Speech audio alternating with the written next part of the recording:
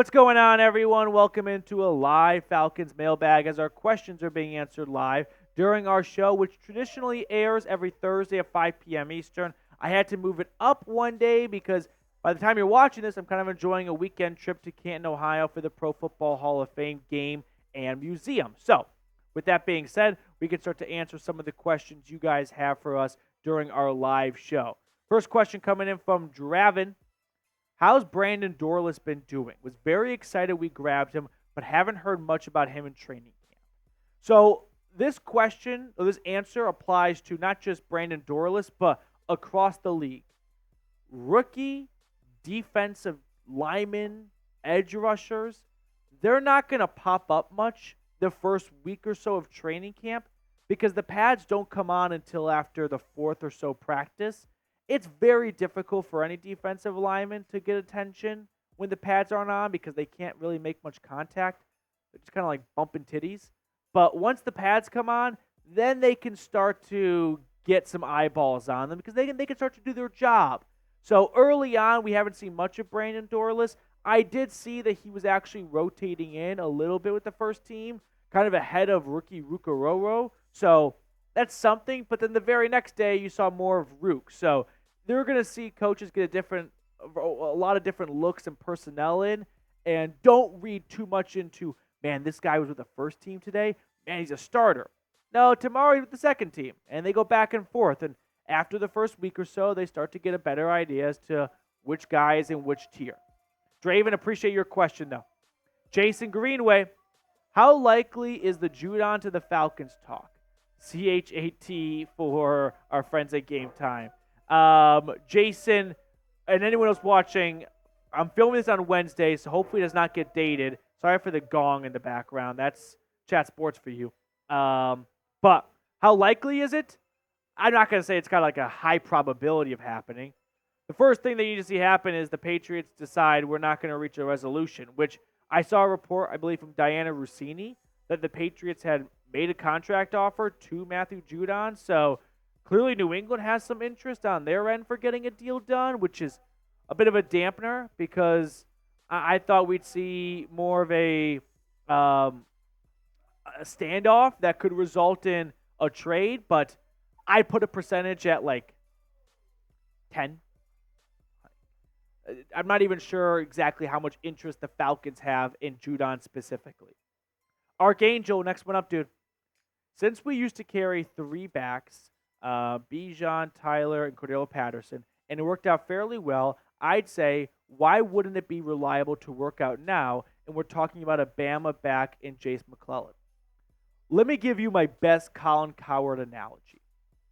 With Arthur Smith, you ran a much more run-heavy offense. The Falcons were 32nd in 11 personnel, which is 1 running back, 1 tight end, 3 wide receivers. So they use a lot of multiple running back and tight end looks. So if you're going to have a bunch of running backs or a bunch of plays designed around running backs, you're going to want to have some good depth at that position. Now they're going to have a way more 11 personnel look of 3 wide receivers. So you might want to give an extra roster spot from a running back to a wide receiver. I still think the Falcons will take 3 backs, but I don't think they're going to have as much usage as they did before, right? So the Colin Cowherd analogy would be like, if you're cooking for 10 carnivores and 1 vegetarian, you're probably going to make 9 burgers and 1 chicken sandwich. I'm just kidding. I don't chicken. But 9 burgers and 1 salad.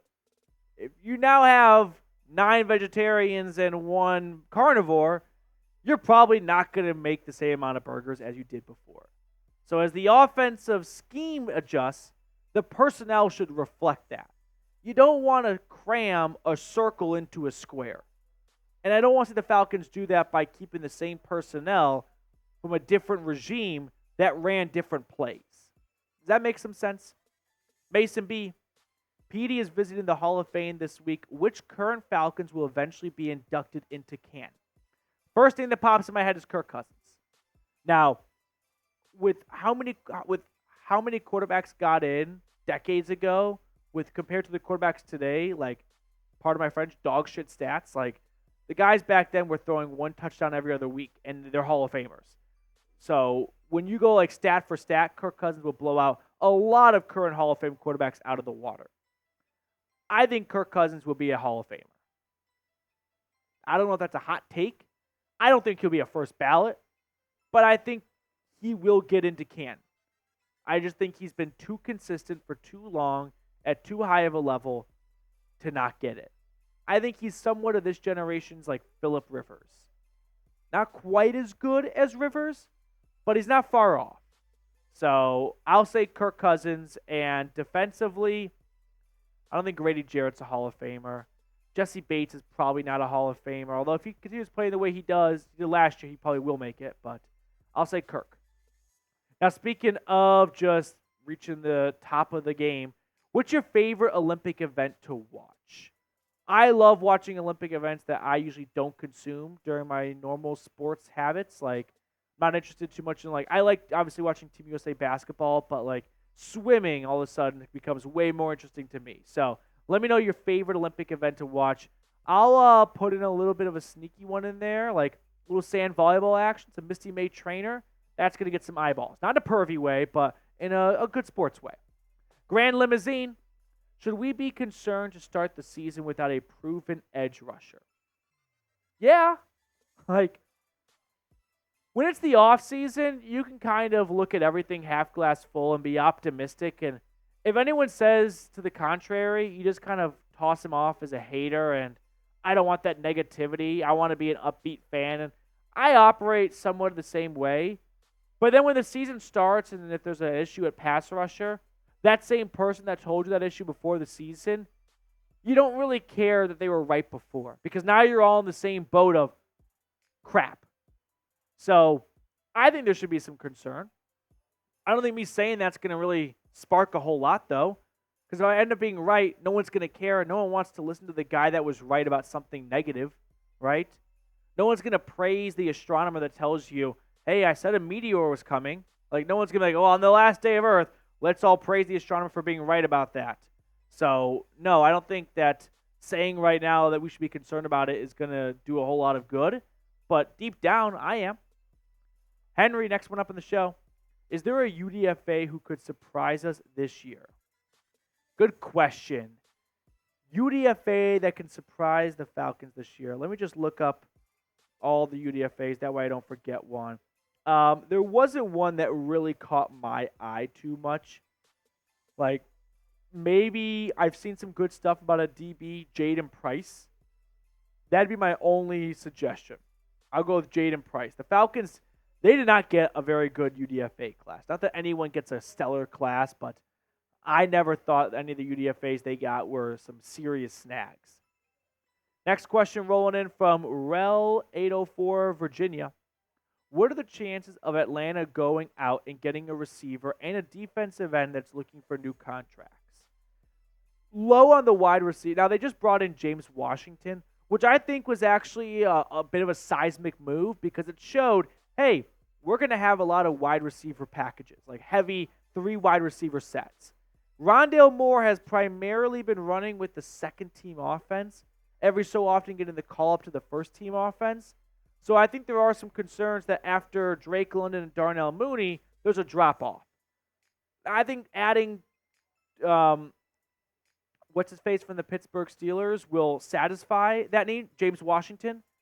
But as for defensive end, it does feel like the Falcons are betting on this coaching staff to kind of develop and coach up some of the young pieces they have, which I don't fundamentally agree with.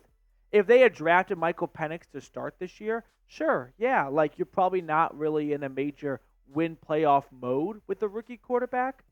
But when you spend $180 million on Kirk Cousins, the expectations are not make the playoffs. They are to win in the playoffs. You don't pay a quarterback $45 million to be the 6th seed and get bounced by 3 touchdowns in round 1. Like, that should not be the bar. And so if you're going to invest that much, why half-ass it? Go round out the rest of your roster. They didn't really do that. And that's something that maybe I'll be proven wrong on, but I'm definitely concerned about. Before we look at the final few questions on today's show, if you want to get a Falcons t-shirt and hat combo in your life, go to chatsports.com/ATL Combo.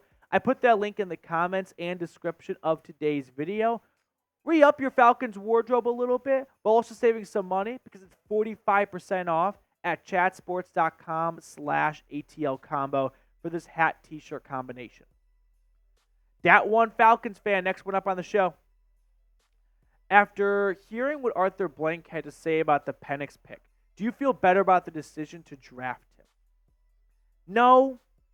I don't think Arthur Blank speaking out to that changed my opinion. Now, what's done is done, so I'm not here to be a rain cloud on the pick. I'm rooting for Penix to be successful, and despite what a lot of haters in the comment section said, the evidence is there from January to April. Penix was always my fourth quarterback in this draft class. Caleb Williams, Drake May, Jaden Daniels, Michael Penix, J.J. McCarthy, Bo Nix. Those were my rankings, and I stand by those rankings. So I was always very upbeat about Penix as a prospect. But the fundamental disagreement I have is they've done it numerous times now. They keep referencing the Packers. They keep saying, look how the Packers have operated. Seamless transitions from Brett Favre to Aaron Rodgers to Jordan Love. The difference between Jordan Love and Michael Penix, about 20 spots in the draft. The Packers use a late first-round draft pick because those picks, the hit rate is so much lower than the 8th overall pick. So if they use that 26th overall pick on Jordan Love and it didn't work out, okay, teams miss on late first-rounders pretty often. Tack McKinley, that doesn't set franchises back. When you're picking top 10, you have to make that top 10 pick count. Otherwise, you're going to find yourself in the top 10 next year, and someone else will be making the pick because the whole office will be fired. And so for the Falcons to use a top 10 pick on a quarterback when they just signed one, that was an opportunity to better your roster. Try to win a Super Bowl with Kirk Cousins. Sure, the Packers right now are happy to have Jordan Love, but let me ask you this. If the Packers had the opportunity to use that pick on T. Higgins and they win a Super Bowl with Aaron Rodgers, do you think they take the one Soupy or have 15 years of Jordan Love? They'd probably take the one Super Bowl. So I'm not convinced that because the Packers did it, it should work for Atlanta. They're not apples to apples. The Packers didn't use a top 10 pick on a quarterback. That keeps getting lost. And that's an extremely important detail. Taylor, next one up. How many Pro Bowlers we having this year? We had one last year in Lynch, and Jesse Bates, but I'm guessing at least 12 this year. Lower your sights. Man, what do you think even the record is for Pro Bowlers in a year? I don't think a guy should be counted as a Pro Bowler, by the way, if he's the third one to get asked. The Pro Bowl should be everyone that gets nominated the first time, and if guys pass on it and other guys fill in, I don't think they should get credit for being a Pro Bowler because they were the replacement. But there was Lindstrom and Jesse Bates. I'll say those two guys again. I'll toss in Drake London. Our wide receiver is very competitive. I'll say either London, Pitts, or Robinson. One of those guys is going to make it. So those three for you. And then Kirk Cousins. So I'll go with 4 Pro Bowlers this year. Travis Basile. Any chance we move Andersen to outside linebacker in place of Zoe? Keeping Landman and Andersen on the field seems like a move. I'd love to find a way to get Caden Ellis, Nate Landman, and Troy Andersen on the field at the same time as much as possible. Those 3 players are 3 of your best 11 players on defense. So whatever Jimmy Lake needs to do to get the best 11 on the field, do it. Now, I know we're kind of going back in time a little bit with that many linebackers on the field, and that's not going to match up well with a lot of offensive personnel groupings, but I don't think you're going to see Nate Landman or Troy Andersen get kicked outside. I think maybe it would be Nate Landman before Troy Andersen that goes outside linebacker, but yeah, Lorenzo Carter, he's definitely fighting for a spot, fighting for a starting spot. All right, that will do it for us on today's mailbag. I appreciate everyone who hangs out with us every single week. If you have not subscribed, make sure you go ahead and do so. Lock yourself in for the best free Falcons content on YouTube.